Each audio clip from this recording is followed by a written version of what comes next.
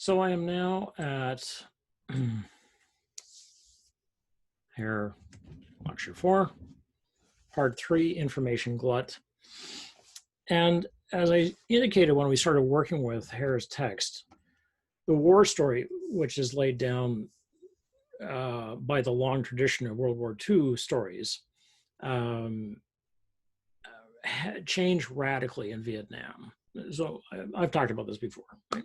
And Herr has to figure out what this new story is going to look like, what it means, how to interpret it, and how to write it. Because this is absolutely new, right? Nobody's seen anything like this before. And one of the things that makes Herr so important is that he gets it. Other people see it, but they try to deal with it in conventional ways, and it just isn't as good. Like if you look at Peter Arnett's book about, I think it's called Live from the Battlefield, and it's like, yeah, it's a soldier, it's a correspondence story about what sometimes is called bang bang. Basically, it's yeah, there's lots of bang bang. Okay, so Herr, however, is very reflexive about his storytelling. That is, he looks at the way a story is told, and he looks at the way he's telling a story, and so he's very mindful to use a different, to use that word in a different way. He's very aware of what he's doing.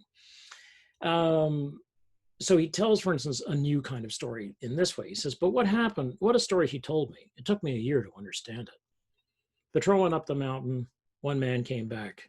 He died before he could tell us what happened. I waited for the rest, but it seemed not to be that kind of story. When I asked him what happened, he just looked like he felt sorry for me. Fucked if he'd waste his time telling stories to anyone as dumb as I was.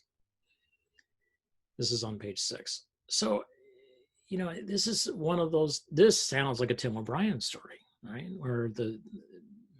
And we know, if you've read more of the things they carried, and I don't expect you to have, but Mitchell Saunders has a whole sort of he's got a whole lot of narrative from Mitchell Saunders in the book about how he's like, that's not how you tell a war story. No, you got to have a point, and there's got to be a purpose. On the home front, news had never been more graphically told and more constantly shown than it was on people's television screens. This was the beginning of an information overload. And it's something which we now sort of just take for granted, that you're going to be bombarded by too much information all the time. And you may or may not be able to use his word, metabolize it. I mean, maybe you'll be able to handle it, and maybe you'll feel overwhelmed by it. The likelihood is that you will not feel overwhelmed by it because you've learned to close out the too muchness of it, and you probably have reduced your intake to a few things, and you'll say about the rest of it, well, I don't know, I just don't know, I can't be on the web all the time every day, so that's how it is.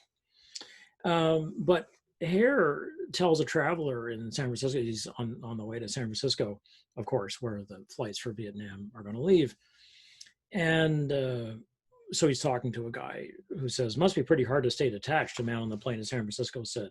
And I said, impossible.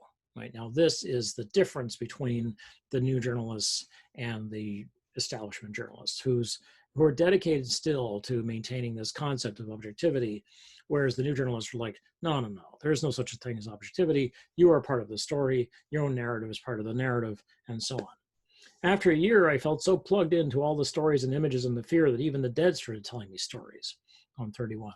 So here, Herr is really, people would say, well, you're really losing it, But is he losing it, or is he getting it? Is he understanding now what he didn't understand when he first comes in country? Behind the news, basically, is this sort of storytelling that only new journalism really can do at this point. And Herr sees, as he says, a dripping, laughing death head. It hid in the newspapers and magazines, an after image that simply wanted to tell you at last what had not been told on 218. So here are these sort of bookends, from page 31 and then 218, where he's like, what didn't get told? What she didn't get told was that this was basically a big joke, apparently. Well, obviously it's a dirty joke. So we have at once a flood of information, more than any war in human history to this point has had, but also a story that's not coming across. So what a paradox, right? There's too much information, none of it which is actually producing intelligence, I guess, or knowledge, I guess, or wisdom in any way. So maybe we need to revise our terms and say that there's data, but it hasn't been turned into information.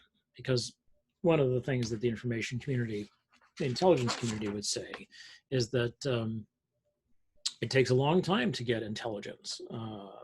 That something starts out as data, and then it has to be dealt with, so it becomes information, and that information can be handled and be used to produce other kinds of ways of knowing.